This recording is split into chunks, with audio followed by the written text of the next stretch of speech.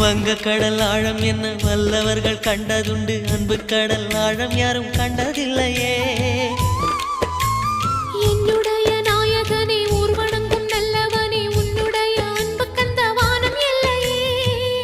எனக்கென வந்த தேவதையே சரிபாதி நீ அல்லவா.